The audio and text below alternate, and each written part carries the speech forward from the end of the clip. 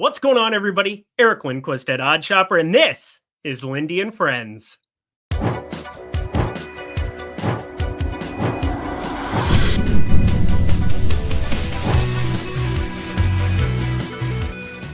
Yeah, we had the leans, likes, and locks going again here on Wednesday, on Thursday. Oh, sorry, on Thursday it was. And now we head into Friday. We're heading into the weekend. Obviously, I won't be back until Monday, but got a good one for you here. We got 8 games on the slate, 4 leans that we'll cover here in the ongoing or at the beginning of the program. And then I do have a lock for you on this one. So our first lock on Lindy and Friends, looking forward to that. So Lindy's leans, likes, and locks. But here's the thing.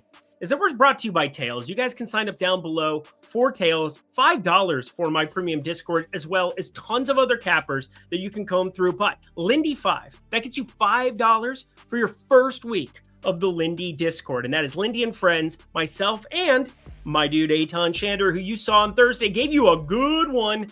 Boston just smacking that ass there, the Philadelphia 76ers. That was good stuff overall. But we're bringing you Danny Burke today. If you're not familiar, he is from VSiN once upon a time, now here at Stochastic and Odd Shopper. And boy, oh boy, is he sharp. Has had multiple 5-figure wins here throughout the NBA DFS season, has had multiple 150 type bets here tracked in the NBA, continues to smack in the premium Discord. And that is just this year. I mean, we're talking trackable bets every single day. And I absolutely love that from him. Something that we're going to be incorporating again Sunday evening when I record for the Monday show. We'll have a recap going for you. But without further ado, you're ready. Lindy's leans. Let's get those covered. Shout out producer Jacob for doing this so seamlessly, but we're going to start over here with Utah and Toronto. This is one that actually Danny Burke, I think, is going to be talking to you about, spoiler alert, but we got Sexton off the injury report, but Keontae George is questionable. I'm having a tough time with this one overall. In Toronto, they're going to be starting a bunch of nobody, considering Mogbo's out and Pirtle's out and Agbaji's out and Grady Dick's out and RJ Barrett's out. It's going to be wild times watching that basketball game. Next up, Memphis, Dallas. I do think you just keep betting against Dallas, the black cloud that is surrounding them. However, this number's already gotten up to 9.5, 10.5, a number of different places. Dallas should be starting to have like 8, 9 guys. I mean, it's going to be still tough times there in the street. Zach Edey props, something to pay attention to on the Memphis side because they have no front court in Dallas. And Brandon Williams props, backup point guard there. Curious if we even get those here from books. Speaking of Aaron Wiggins points ladder, you got everybody out. SGA, Jalen Williams, Isaiah Hartenstein. This number went from double digits to 2. It is currently -2 on the OKC side. However, Aaron Wiggins should be able to chuck early and often. Isaiah Joe might have to play point guard because Cason Wallace also out as well. As for our last game in the lean category, not betting any of these 4, San Antonio, Sacramento. Not saying that I can't find something that'll show up. And I mean, JVL's been smacked, but I'm pretty sure unders might be the path there. I do have this total closer to 233, so the under of 236, that's where we're going to lean for now, but more than likely won't make the card unless there is a line move. Alrighty, y'all, without further ado, Danny Burke, let's cue it up. And we are live with my guy over at Stochastic and Odd Shopper. His name is Danny Burke. If you're not familiar with Danny, first off, he's banking night slates in DFS. He's finding ways onto 4, 5, 6 binks in the NFL streets. A ridiculous run that he went on in December and January. But for those who aren't aware, the guy, he's a veteran, VSiN, as well as a bunch of other stops here along the sports betting train. One of the best, volume better extraordinaire. Danny Burke, how you doing, my dude?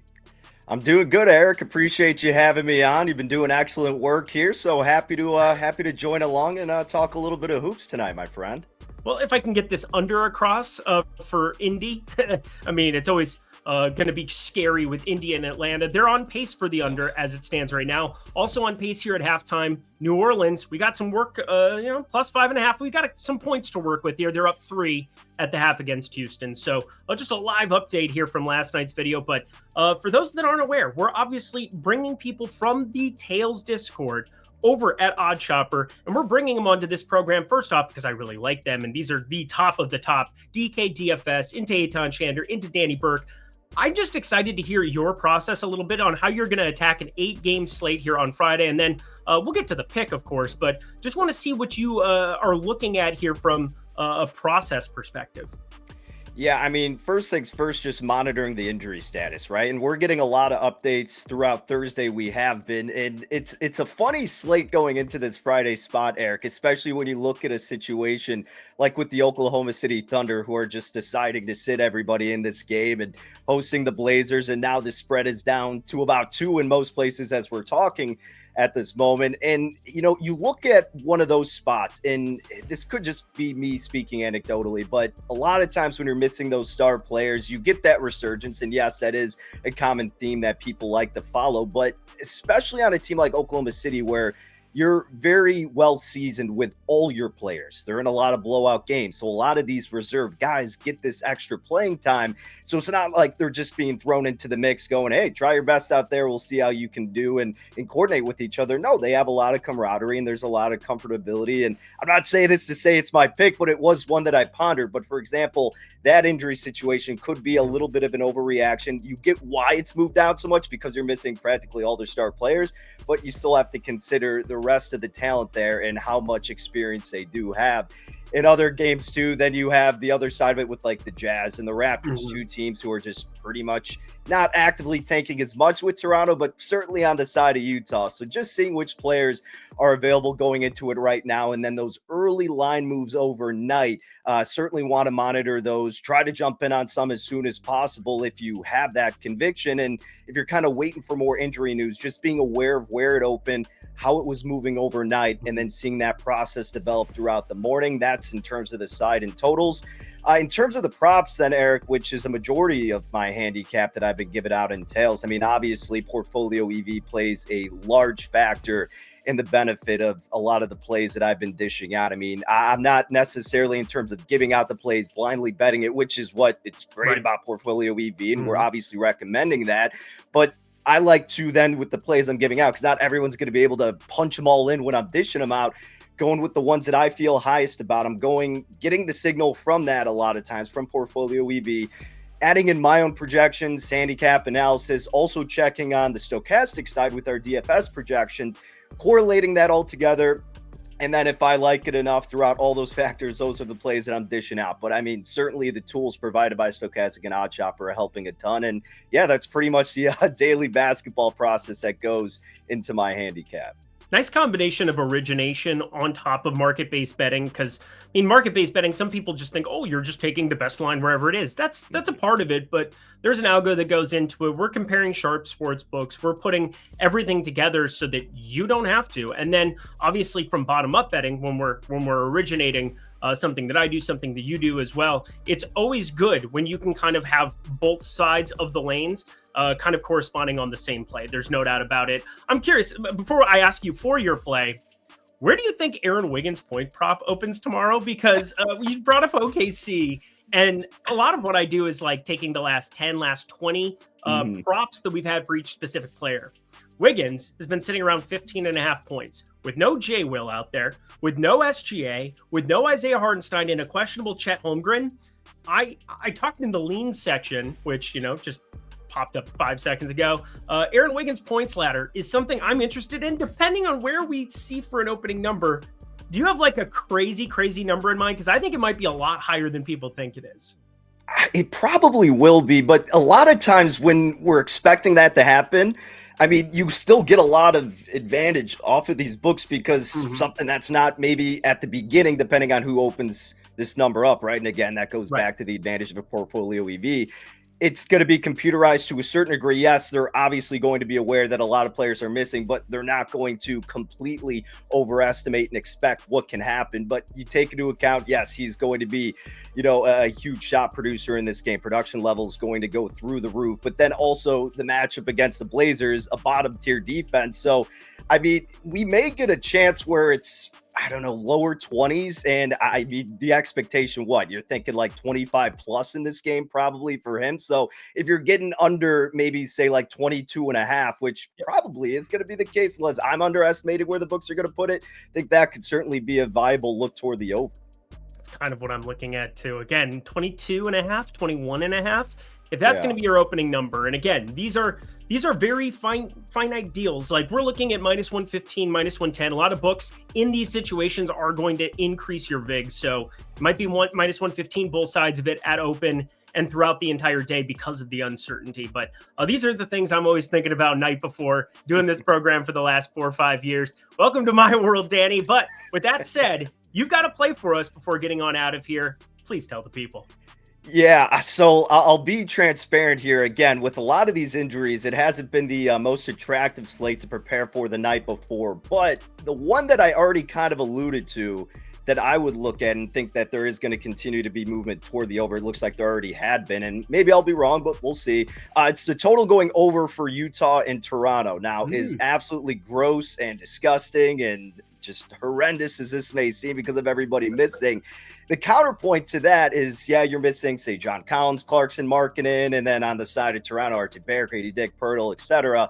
You know, it really opens up the door for a sloppy game, sloppy on the defensive side. Yes, you were missing those scores, but both of these teams, like I was kind of mentioning, actively tanking, especially on the side of Utah. And the guys who are out there, more so of the role players, you're really vying for yourself to prove that you can hang there on the offensive side of the floor. It's not that they're just going to completely not care defensively, but there's nothing on the line here. So a lot of the pride here and a lot of the motivation for these players is going to be to go out there and score, not to play lockdown defense in a meaningless game. And you're seeing, like I said, this total go up. It was at about 227 I saw immediately. And then most books at about 230.5 when I'm talking now. I see about a rogue 229.5 at Fanatics in my neck of the woods here in Illinois. But again, you look at these defenses, Utah dead last in defensive rating, Raptors 24th in defensive rating. Certainly it's different with a lot of these missing pieces, but it's not like the defense is going to improve with missing a lot of those star players. Also, what's notable, Toronto, bad in defensive free throw attempts allowed. They're 29th in that regard. So Utah could get a lot of chances going to the charity stripe. They're 10th offensively in that regard. And that's something else that stood out as well. Utah is allowing the most transition opportunities, or transition frequency, rate is the highest in the NBA. So again, you already factor in it's a game nobody cares about. Going to be sloppy transition. They're already getting beat up there. Quick points, fast points. Let's shoot this thing up and get some guys who are just trying to prove themselves offensively and hopefully get a better number if it continues to move up. So yeah, again, it's a gross one. I probably won't be watching it, but I'm certainly looking to bet it at 229.5 over for Utah and Toronto. Love that. 229.5 for the people. Fire that one up here. I'm looking at that starting lineup. It took me forever to figure out even who I thought might start. Yeah. I ended up putting Jacoby Walter and AJ Lawson in. I don't even know if that's correct, but like there's no Pirtle, there's no Agbaji, there's no Mogbo, there's no Barrett, there's no Ingram. I mean, it is going to be tough sledding out there. But tell the people one more time, Danny, because first of all, now they have to listen to me. Not nearly as nice of a radio voice, but tell the people where to find you over on the socials. And once again, throw in how to find you on Tails. Yeah, so at Danny Burke 5, the number 5 is where you can follow me on X. Okay, props to me. I'm going to say that's the first time I've said X without saying Twitter before. I'm not on air as much as you are, so I'm still getting a little bit used to it. But yeah, so at Danny Burke 5 on X. And then on Tails, yeah, you can just search D Burke, I think is what it's under. And there is the promo Danny 50% off your first week or first month if you enter that promo code. So Danny and then 50 is the promo code to enter. But yeah, tons of NBA props going right now, especially in MLB around the corner. So exciting times ahead, my man. All right, go Cubs go for you. I know that for a fact. Anywho, guys, we're going to get to the likes and locks section, but make sure you give Danny a follow. Thank you so much for your time, sir. Hey, appreciate it, Eric. Anytime.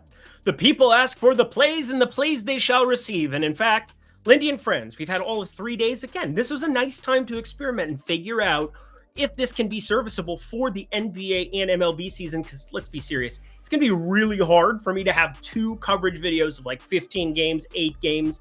It was extremely difficult, and I think this is going to be our ability for me to get you the most volume of plays on a day in, day out basis. So hit that like button if you could for me. Get a little support here on this video as we talk Cleveland and Charlotte, and this is your first lock. It's going to be Jusuf Nurkic base. Now, to set the table, Mark Williams is out. So to start, I'm assuming that it's Jusuf Nurkic out there, and it all lines up for him. Yeah, the Hornets are terrible, but they're 15.5-point dogs, knowing, though, that they're not going to probably play LaMelo Ball and Jusuf Nurkic on the back-to-back, considering they play again on Saturday. And Yusuf Nurkic, over the course of his Charlotte tenure, has a 34.7% assist rate. Even in just 18 minutes, which is the current projection I have for him, I have him at 3.4 assists. And that is a low minutes number that could go to 22, 23, because again, Mark Williams is out. And I know people want me to say goofy stuff or joke around. This is serious business. It is minus 110 at Bet365 at open. It's my favorite play that we ran into this week. And again, oh, you only have it projected for one more. When you're talking this few of assists, the right tail is out the window here. There's 5, 6, 7, 8 assist upside, so long as LaMelo Ball wants to go out and chuck a little bit more, which is something he's done playing alongside Yusuf Nurkic here, as opposed to Mark Williams, where of course LaMelo is doing more of the creating. So your first lock of Lindy and Friends, over 2.5 assists for Yusuf Nurkic. Fire that one up. We move along to the first like on the card. Well, 3 consecutive likes that'll be. It's Minnesota taking on Miami. 214.5 total. Way down there in the doldrums. But Minnesota's potentially getting Rudy Gobert back, which makes them a fully operational Death Star. You know what Miami isn't? Fully operational anything at the moment. You've got Tyler Hero questionable, Andrew Wiggins questionable, Jaime Jaquez questionable, and Alec Burks, which, again, if you don't have Wiggins and Hero, that really matters. It's a very thin team, and I'm not sure if you saw Terry Rozier highlights, or should I say lowlights recently. The guy is absolutely atrocious right now, and I don't see how 3.5 isn't an absolute slam here. Now, the reason I'm not locking it is 3.5 is only available minus 115 at FanDuel right now. So I'm treading a little bit lightly here, knowing that there might be a lot of 4s out there. So not going to be your typical lock, but I do have this north of 5 here towards the Minnesota side. So more than capable of beating up that VIG at minus 115. Minnesota, 3.5 points. Happy to be laying it here in South Beach. Also happy to have you guys sign up completely free for my Tails package, so long as you sign up with one of our 12 partners on the screen. We got Pick'em on the left. We got Sportsbooks on the right. It's a beautiful time to be alive here at Tails. If you go to the link below, to that link join, and you sign up using these 4 simple steps. Again, it is way easier than it looks. You simply choose one of the promos at a book you haven't signed up for yet. Sign up using the offer by depositing and placing a bet. You take a screenshot of your welcome email and first settled bet, and you email support@oddchopper.com. Basically, just go to support@oddchopper.com, sign up with any of those books, take your welcome email and first settled bet, and when you do, you will be set. That is the link join offer for you. 1 month of Lindy free, $50 value, or any of our other partners. Alrighty, y'all, back to the picks. 2 more to go. Yep, we got 2 more games. Hit the like button, subscribe button, notification bell. Phoenix, they're getting 7.5 taking on Denver. And wouldn't you know, Denver, kind of an interesting situation that we've got here, because you got Aaron Gordon out last game. You had Nikola Jokic in. And Jokic ends up putting his gauntlet down there in the second half and found a way, even though Jonas Valanciunas played much better than I expected watching that game. But that's neither here nor there, friends. Not really anywhere. Devin Booker is who I'm paying attention to in this one. He's averaged 15 potential assists in the Suns' past 3 games. He's converting less than half of them, only 7.3 assists per game. For those who don't know, you should generally see something north of the 50% Meridian number. And now we've got Devin Booker, who has hit over 7.5 assists now in 8 of his past 9. And I'm not a big like this many games guy, but it indicates a little bit of a role change. And Tyus Jones, so long as Bradley Beal plays, probably less ball handling duty and less court time for him too. The minutes go down into the teens. I think this is a great opportunity in an up-tempo matchup, a fast-paced game environment. I would like to have, the Suns make some kind of a run here, because it's sad to see Kevin Durant on the sidelines come the play-in game, but I think Phoenix, Devin Booker, going to have to be distributing out there if Bradley Beal's back in that lineup, which I expect him to be for what it's worth. Over 7.5 assists, it's minus 105 at Bet365. Anything inside of minus 115, though, that's playable for Friday. And the last game of the night, oh man, the Knicks on a back-to-back taking on the Clippers. And second half of back-to-backs are no joke, but Tom Thibodeau's second half of back-to-backs generally mean that, there's really no regard for humanity. Now, that game hasn't started. It's just about to start here right now. But we did get some injury news that I just wanted to keep you apprised of. Precious Achiuwa got ruled out. I think they're just saving him up for tomorrow. But Mitchell Robinson, he's playing, so I don't expect him to be playing in this back-to-back on Friday. And OG Anunoby is playing through that thumb issue. I don't think that being, that it's a thumb, unless something really hurts him there. I think he should be fine for the back-to-back, but even still, Tom Thibodeau plays his guys 40 minutes, 42 minutes. That's generally how he goes about his business. And Precious being saved up, I think that's simply saving him knowing that Mitchell Robinson is playing this front end against the Lakers, and you're not going to see him there defensively for those 12, 14 minutes. And the handicap just looks better and better and better the more I look into that, because Kawhi Leonard off the injury report. The Clippers, this is an island game. They do not play on Saturday. They don't play again until Sunday. So at minus 105 at BetMGM, you're getting minus 3.5. That is the good stuff, friends. So the last play of the week, rounding out Lindy and friends. Oh, these have been good times. Clippers, minus 3.5. I like it. Let's get on out of here. And that does it for another edition, the end of the week edition of Lindy and Friends. Head to the comment section below. Let me know your favorite plays that exist on the board for this one. Let me know what you guys thought of Danny Burke too as well, because I think he's a fantastic individual. Beautiful voice, like that. It's like effing Catalina wine mixer. That's kind of how I think about that. Producer Jacob, thank you so much. Another week in the books. I'll be back next week. Until then, I'm Eric Lindquist. Best of luck in the NBA streets on Friday.